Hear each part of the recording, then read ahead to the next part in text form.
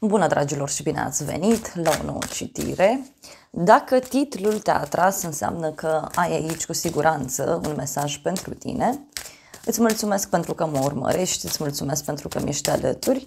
Dacă vrei și tu o astfel de citire, te invit oricând cu drag doar pe aplicația de tarot și astrologie Cristina Zurba, disponibilă atât pe iPhone cât și pe Android. Să vedem așadar mesaje ce trebuie să știi pentru tine din acest moment de când vezi citirea. Bun, a început citirea. Avem o arcană majoră în deschidere, deci o energie foarte puternică. La baza pachetului avem îndrăgostiții, spânzuratul, 2 de spade. Deci cineva aici care suferă. E o persoană care suferă în tăcere. Mai văd aici, bineînțeles, și un moment în care parcă cineva nu poate să creadă un anumit lucru sau putem să discutăm despre o persoană mai dură. De asemenea, ce mai văd aici, o perioadă în care, uite, spânzuratul ăsta poate să însemne și un sacrificiu în dragoste, dar putem să discutăm aici despre un moment în care cineva începe să vadă iubirea cu alți ochi. Mai văd pentru unii o legătură cu zodia Gemeni, dar și o perioadă așa în care, uite, o relație din viața ta capătă o importanță foarte mare. Unii poate sunteți într-o etapă în care e nevoie să faceți alegeri în viața voastră, alegeri între minte și inimă, alegeri pentru suflet. Ce mai văd aici cu îndrăgostiții?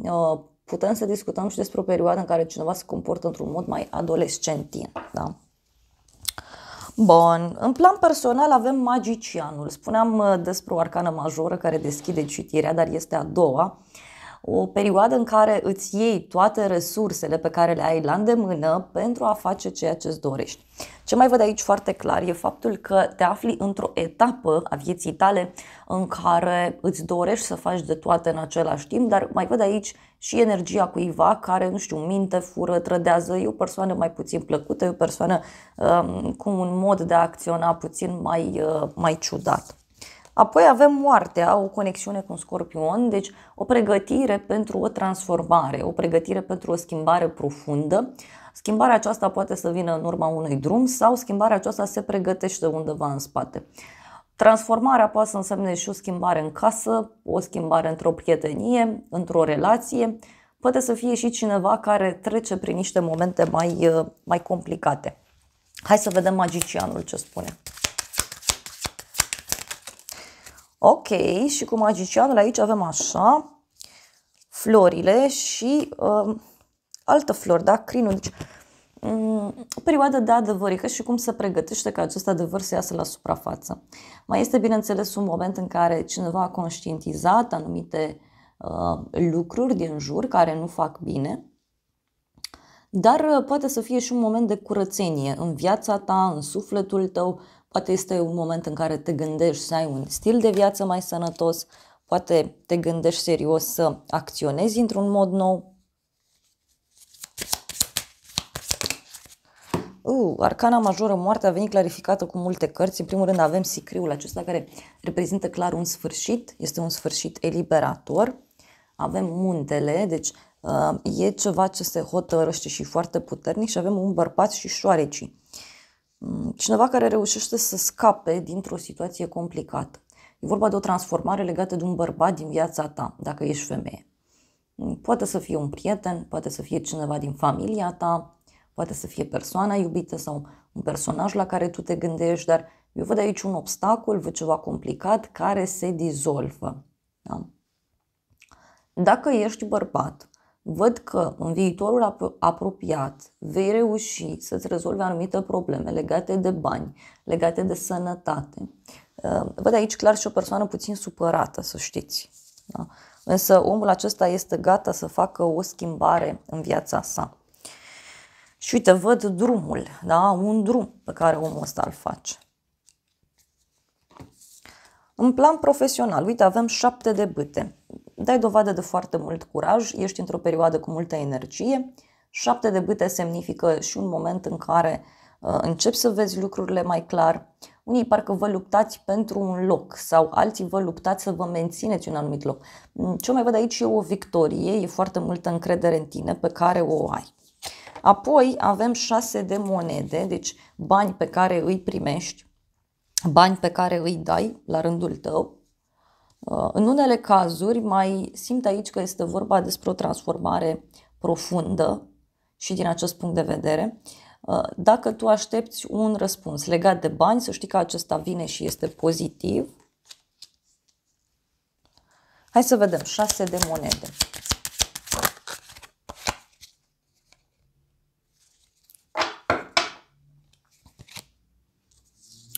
Șase de monede a venit clarificat cu această răscruce de drumuri. Deci fie discutăm despre bani care vin din mai multe direcții, fie putem să discutăm despre rezolvări care apar din mai multe direcții. Pentru unii pot fi și cheltuieli, dar sunt cu rost, adică nu sunt degeaba. Mai vreau o carte. Soarele, da? Deci da, discutăm despre o clarificare privind situația financiară pentru tine. Hai să vedem 7 ăsta de bâte. 7 de bâte. Avem casa și fidelitatea. Ești foarte sigur pe poziția ta. Unii parcă luptați aici pentru a rezolva ceva legat de o casă. Sau unii mai simt că e ca și cum aveți un prieten care vă este alături și care este gata să vă ajute în această problemă. Este gata să vă fie alături.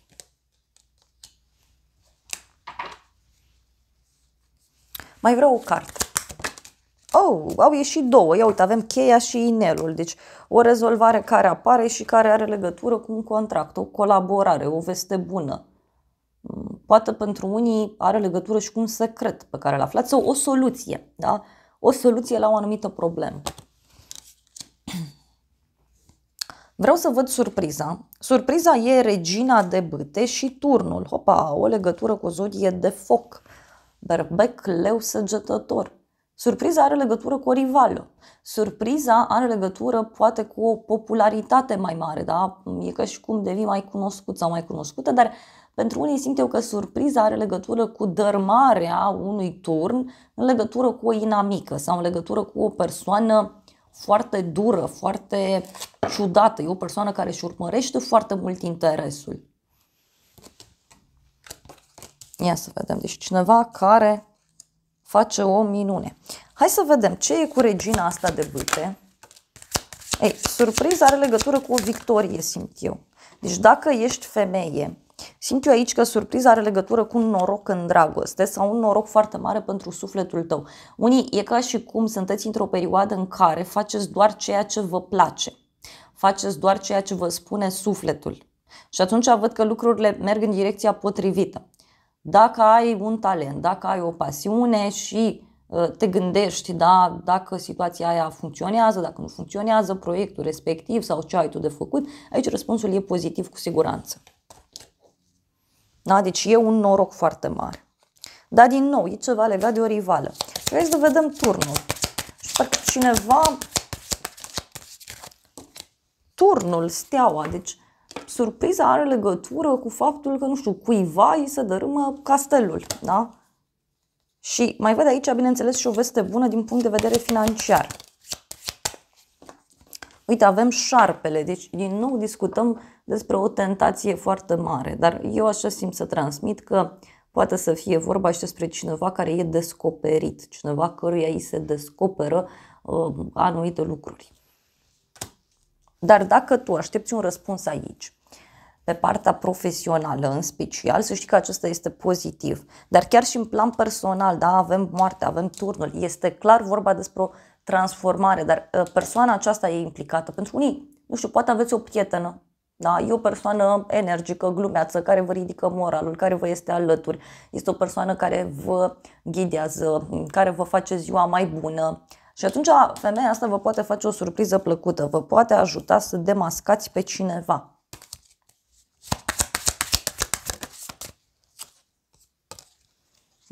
Cineva care primește o pedeapsă. Poate să fie și asta. Cineva care a ascuns niște lucruri și acum ies la suprafață. Bun, hai să vedem ce zice și acest tarot în legătură cu surpriza. Sunt foarte curioasă. Minciuni. Surpriza, dragilor, are legătură cu niște minciuni. Cu falsitatea cuiva. Deci cineva care a fost fals și acum se află lucrurile. Și avem un bărbat matur, cineva căruia îi pare rău, este o persoană, cineva care, uite, conștientizează faptul că cineva a trădat în trecut, cineva care conștientizează că cineva nu a acționat așa cum a trebuit.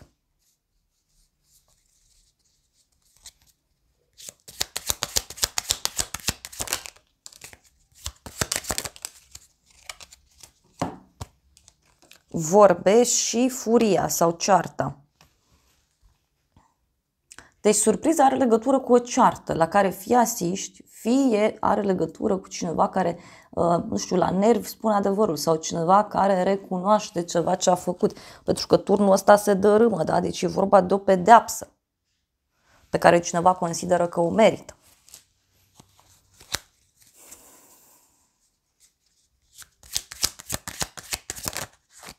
Surpriza, da. E un mic scandal aici. Sau poate să însemne și o problemă foarte mare pe care cineva o are. Casa, supărarea. Hai să vedem.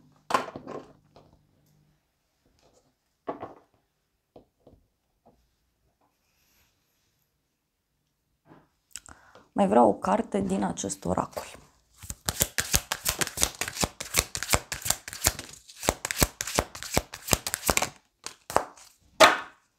Surpriza mi-a venit așa, clarificată cu flăcări gemene, deci nu știu, din punct de vedere spiritual ceva se aliniază, ceva karmic, deci e ca și cum surpriza e că lucrurile funcționează de la sine. Avem aici un bărbat brunet, un bărbat cu părul închis la culoare și mai avem de asemenea o persoană cu uniformă sau o persoană care are totul foarte bine pus la punct. Poate are legătură cu un contract, cu o înțelegere.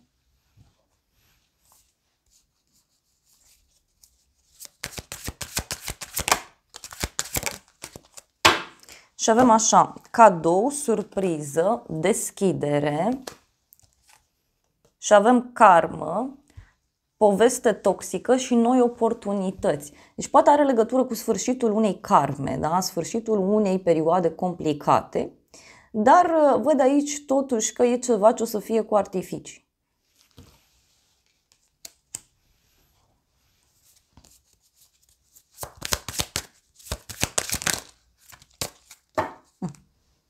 Și ce mai văd, avem așa, o iubire sinceră, o conexiune sinceră, o întâlnire, da, oportunități, creștere, abundență, deci cineva care îți face o ofertă, o propunere. Și mai avem aici un bărbat mai tânăr sau un bărbat cu un aspect fizic mai tânăr. Poate e cineva căruia îi place să se distreze, poate e cineva căruia îi place să conducă.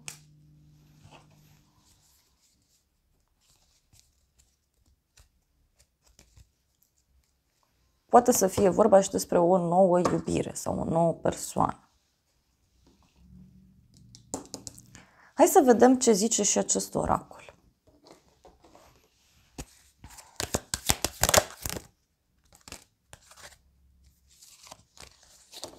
Acceptare, o persoană excentrică, dar e o persoană diferită. Și avem stabilitate, creștere, copacul. Deci surpriza are legătură cu o hotărâre bruscă a cuiva. Cineva află ceva și e pregătit să acționeze, e pregătit să demascheze o persoană. Ceva ascuns, da? Avem perla.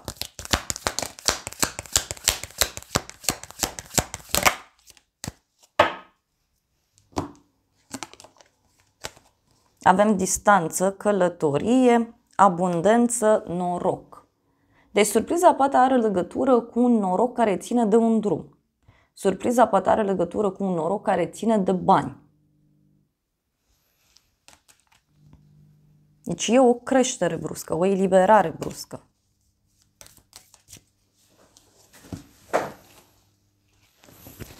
Apoi, vreau să iau și un mesaj din acest oracol, să vedem ce trebuie tu să știi. Și avem albinele, da? avem așa sănătate, vitalitate, productivitate. Foarte frumos. Și apoi avem o coroană, glorie, regalitate, suveranitate. Da? Deci e vorba de o victorie aici pe care tu o ai în urma unei munci foarte mari. Da? E ca și cum ai muncit din greu și acum totul se rezolvă. Ceva care se calmează.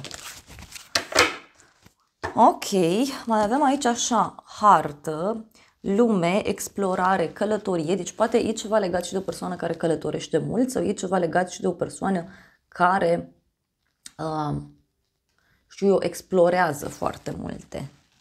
Și avem lacrimi, realizare, acceptare. Deci parcă e cineva care conștientizează un anumit lucru și este puțin înlăcrimat sau înlăcrimată în acest sens. Și avem o pălărie, deci un prestigiu, autoritate. Drăgostiții, iubire, pasiune, sexualitate. Deci parcă e cineva care ia atitudine aici, surpriza e cineva care ia atitudine într-o relație sau pe partea aceasta de iubire la modul general. Hai să vedem ce mesaje are acest oracol. Wow! Deci surpriza pentru voi, să știți că are legătură cu un miracol care se întâmplă și care aduce armonie, care aduce pace, liniște.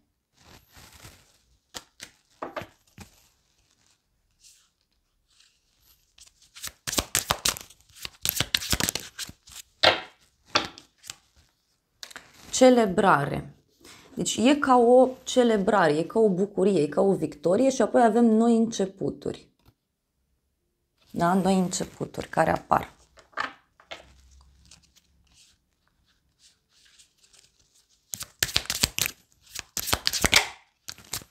Și apoi avem abundență, da? Bani, stabilitate.